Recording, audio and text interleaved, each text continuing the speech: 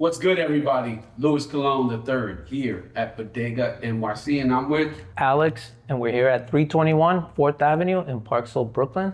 So Lou, what's going on? We just had our first 420. Customers were amazing. We gave and we produced some really good promos. You were working directly with each of one of our partners on the shelf, and they hooked us up with some really good deals that we passed that on to our consumers. So really excited. The fact that we had such a good surge of people coming through. Weather definitely was a factor. The promos were a factor. And 420 is a global holiday. So we're here to be a part of that. And we're excited to say that our first one was successful. And also special shout outs to our staff for stepping up. This was the biggest moment for everybody in cannabis. This is the single busiest day. So you lean a lot on staff. But now with 420 behind us, Lou, what else do we have in store? The big deal that's happening is our 1 year anniversary. We have a ton of new goodies from Budega as a brand. So we'll be downloading everybody on all the fun things that will be happening, all the fun giveaways, some new programs, some new exciting things happening. So more to come on that. And don't forget a party too. There is a party. More to come on that. So Alex, what's going on your side of the business? And I'm always keeping tabs on latest industry trends. Did notice an interesting post from a good friend and colleague, Jeffrey Hoffman. Shout out to Jeffrey Hoffman. In case you didn't know, Jeffrey actually did our New York State trademark. So if anybody needs to trademark their brand in New York for cannabis, shout out to Jeff, he's your guy. But he did post something really interesting about the outlook of dispensaries based on the different license groups. So he broke it down, or at least the survey was broken down between card, C licenses, and non-C licenses. And then basically the survey was based on their optimism. Oddly enough, 52% of card licenses had a positive outlook on the industry going forward. The C license survey reflected 69% positive outlook, and then on the non-C it was 71%. I think a lot of people in the comments had a lot to say. I don't think they were all accurate. I think a lot of it was just kind of like banter. That was a really interesting topic. And then the other post that he presented was that less than 50% of all businesses from the entire supply chain, from cultivators all the way down to dispensaries, less than 50% are profitable. That's definitely interesting. Now, how long does it take for a business to be profitable?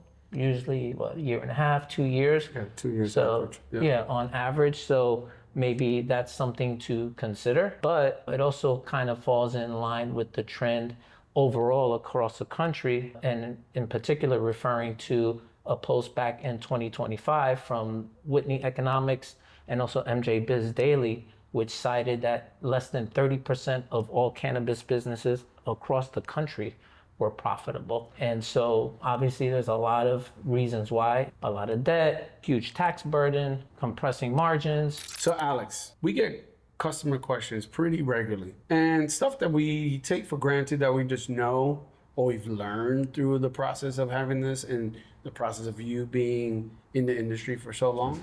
We got a really good suggestion from one of our bud tenders, the superstar Tone, back there. Producer. He said, why don't we explain to our customers different parts of the business and take the average question and bring it to Alex and get the answer. So our first question is, what is the difference between rosin and resin? So rosin and resin are both extractions. You extract the THC from the plant. The difference is the method in which it's extracted. So resin is going to be a solvent, either CO2 or butane. And a lot of people might say, well, oh, butane or CO2, but the butane is purged from the extraction process. So they run butane through cannabis that's been either chopped up, kind of grounded down and put into a chamber. They run the butane through it. It's collected at the bottom of a collector, so to say. It looks like honey. And then what they do is then take the resin and then they purge the butane, usually with a vacuum, and then they heat it up just hot enough to then also dry it out and get all the butane out. Rosin is solventless, which is the purest form of extraction without introducing a solvent in the cannabis. And the way they do solventless, there's actually two methods, but the most popular one is the freeze dry method. They take the plant, they freeze dry it or flash freeze it. Once it's flash frozen, then they put it on a hot press, almost like how you press t-shirts. Okay. It's a big press, and they put the actual plant in there, and then they press it with heat. And then from that pressure, the rosin then oozes out from that press, and it looks like honey coming out, and then they just collect it from there, and then they just put it in a vape. And so that's basically the major difference. Rosin's gonna typically be a little bit more expensive because it's a more premium solventless product. It's gonna preserve the terpene profile of the plant the most. Resin does preserve a lot of the terpenes, but not as much as rosin. Again, that's why there's a slight price differential between resin and rosin. So to recap, rosin, solventless, costs a little bit more, but the purest way to get the extract. Resin, cheaper, uses butane or other solvents to be able to CO2, be in the extraction process. Yep. So a little not as clean as the rosin and more widely available because of the process.